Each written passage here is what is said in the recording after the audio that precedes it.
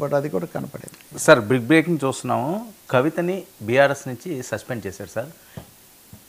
BRS నుంచి కవిత suspension, ఇక ఇద్దరు ప్రధాన కార్యదర్శుల సంతకాలతో సస్పెన్షన్ ఉత్తర్వులు. బీఆర్ఎస్ నుంచి కవితను సస్పెండ్ చేయడం జరిగింది.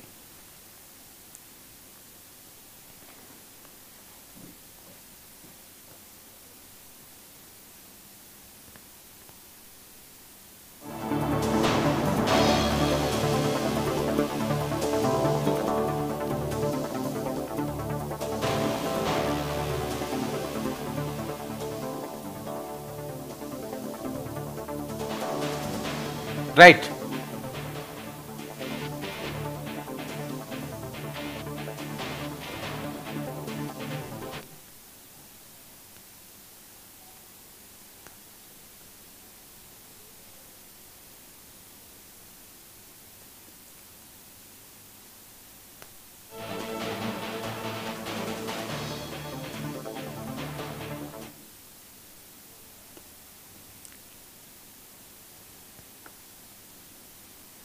రైట్, బీఆర్ఎస్ నుంచి కవిత సస్పెన్షన్. ఇక తర్వాత స్టెప్ ఏంటి అన్న దాని మీద తెలంగాణ రాజకీయాలు చాలా ఆసక్తికరంగా మారుతున్న నేపథ్యం అయితే స్పష్టంగా కనిపిస్తుంది. ఇద్దరు ప్రధాన కార్యదర్శుల సంతకాలతో ఈ సస్పెన్షన్ ఉత్తర్వులు జారీ చేయడం జరిగింది. రవి గారు, ఏ రకంగా చూడాలి సార్ కవిత సస్పెన్షన్? అంటే మీరు అన్నారు కదా, నిజంగా బ్రేకింగ్ న్యూసే కానీ షాకింగ్ న్యూస్ కాదు. ఎందుకంటే కవితను ఇంకా నిన్న ఆమె అంత మాట అన్న తర్వాత కూడా ఎందుకు చేస్తారు సామాన్యంగా. నిన్న రాత్రంతా కేసీఆర్ చర్చలు జరిపారు. ఆమె ఎవరితో విమర్శలు చేశారు వాళ్ళతో కూడా అన్నారు. ఈ పూట ఇదిగో అదిగో రాబోతుంది అనుకుంటున్నారు. ఉదయం నుంచి మీడియాకు లీకులు ఇస్తున్నారు. అయిపోయింది, నిర్ణయం తీసుకున్నారు, వేటు పడుతుందని చెప్పి. ఇది ఊహించిందే కవిత ఆహ్వానించారని కూడా నేను అనుకుంటాను.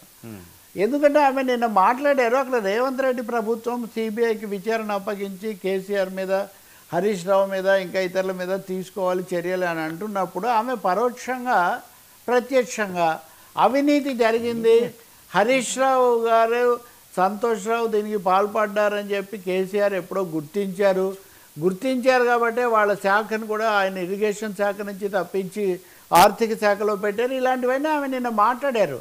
అంటే ఆమె బాణం వేయడం హరీష్ రావు లాగా ఉంది, కానీ దాన్ని గురి మటుకు కేసీఆర్కి ఉందనేది చాలా స్పష్టం.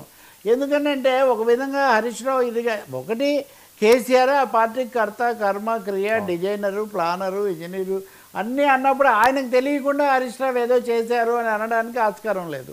రెండవది, ఇరిగేషన్ మంత్రిగా తప్పు చేశాడని కేసీఆర్ తెలుసుకుంటే ఆయన ఆర్థిక శాఖ మంత్రిని చేసి మరింత ప్రమోషన్ ఎలా ఇస్తారు అనే క్వశ్చన్ కూడా వస్తుంది. కాబట్టి ఖచ్చితంగా ఇప్పుడు పొమ్మని లేక పొగబెట్టడం అన్నట్టుగా కవిత నిన్న తన ప్రకటన ద్వారా చర్యను ఆమె ఇన్వైట్ చేశాడు. ఒక విధంగా స్వేచ్ఛ రావాలి, స్వేచ్ఛ వస్తే కనుక తను ఇప్పుడు ఆమె పార్టీ పేరు అవన్నీ కూడా ఇప్పుడు బహుజన రాష్ట్ర సమితి అని లేకపోతే టీఆర్ఎస్ను పునరుద్ధరించడం ఇట్లా చాలా చేస్తున్నారు కదా. అందువల్ల కవిత తనకు తాను కోరి ఆ పార్టీ నుంచి చర్యను ఆహ్వానించారని అనుకోవాలి. దయ్యాలు అన్నారు, మిగతా విషయాలు అలా ఉంచండి. కేసీఆర్ దేవుడే కానీ మిగతా వాళ్ళు దయ్యాలు అంటున్నప్పుడు అప్పుడు కూడా దేవుడికే కదా తగిలేదు. దయ్యాలని దేవుడు ఎందుకు పక్కన పెట్టుకున్నాడు? దేవుడు దయ్యాలను గురించి చర్య తీసుకోలేడా ఇవన్నీ? కాబట్టి ఇంకొకటి, అసలు కేసీఆర్ మీద విచారణ అంటే తెలంగాణ అంతా భగ్గున మండాలి కదా అంటే మండలేదు అని ఆమె చెప్తున్నారు పరోక్షంగా. అంటే చాలా విధంగా ఆమె చెప్తున్న మాటలు, వాటి నుంచి ఆమె ఉద్దేశిస్తున్న వ్యూహం మటుకు వేరుగా ఉన్నట్టు కనిపిస్తుంది.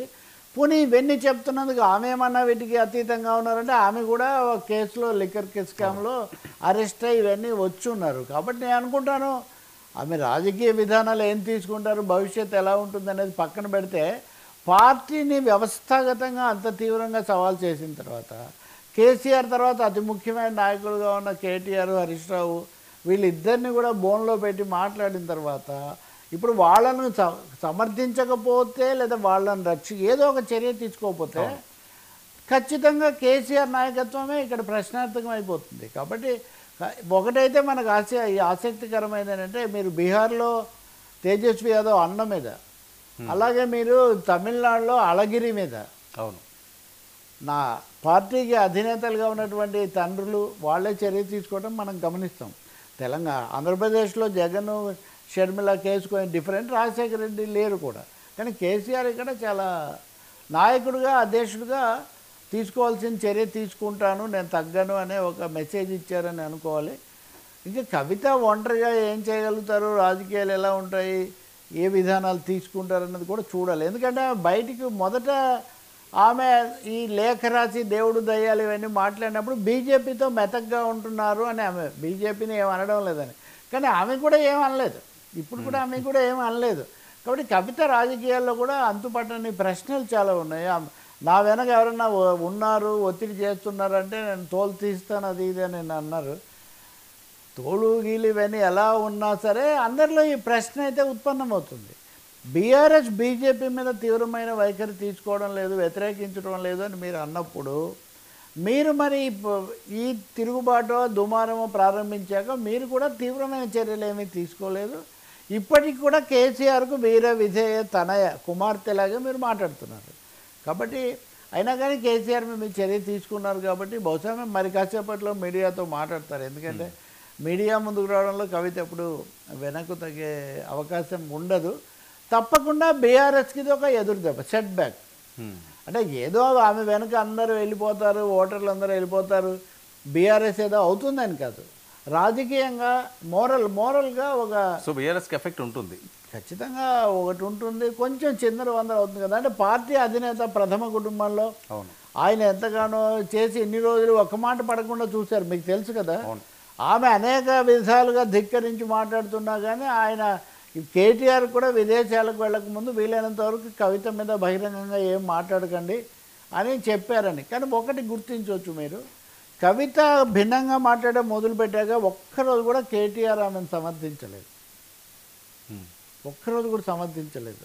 ఈ మధ్య ఎప్పుడో నాకు ఈ కీలకమైన 2-3 నాయకులు కూడా అక్కడక్కడ కలిశారు. నాకు అంత మేమందరం ఎన్ని ఎదుర్కొని ఇలా నిలబడలేదు, ఏమైందని ఇప్పుడే మొత్తం పార్టీని అంతా కూడా ఇబ్బందిలో పెట్టే విధంగా వ్యవహరిస్తున్నారని కూడా వాళ్ళు చాలా ఆగ్రహం ఆవేదన రెండు వ్యక్తం చేశారు.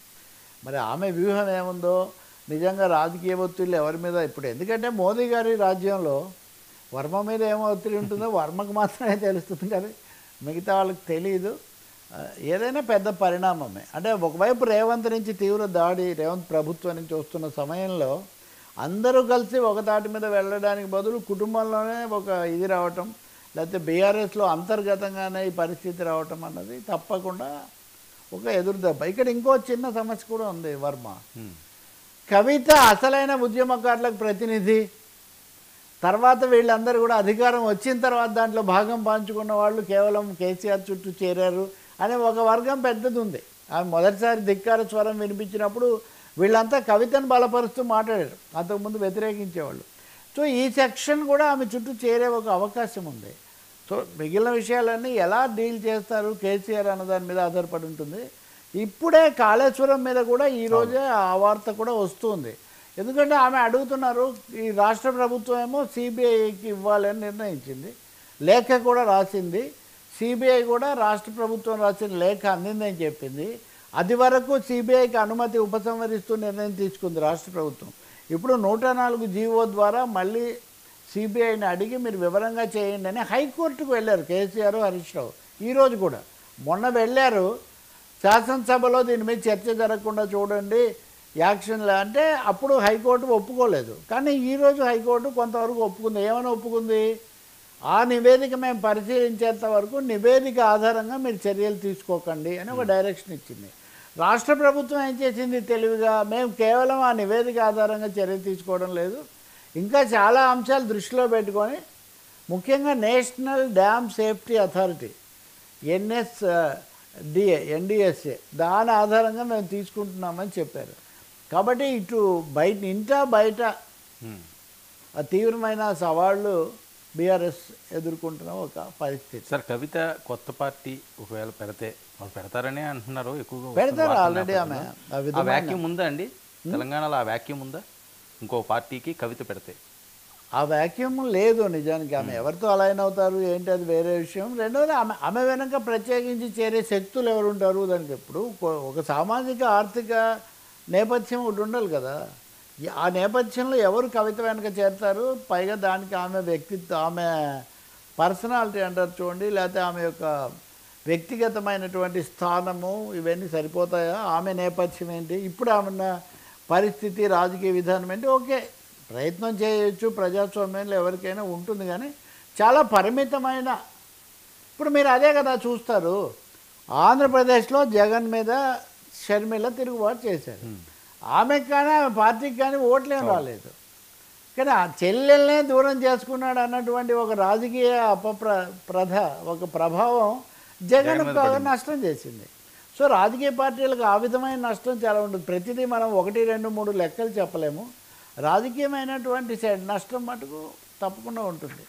దీన్ని కవర్ చేసుకోవడానికి మళ్ళీ చాలామంది బీఆర్ఎస్ నాయకులు. ఒకటైతే నిజం, ఈ ప్రశ్న మొన్న ఎవరో జగదీశ్వర్ రెడ్డిని అడిగారు, మాజీ మంత్రిని, ఏం ప్రభావం ఉంటుంది అని.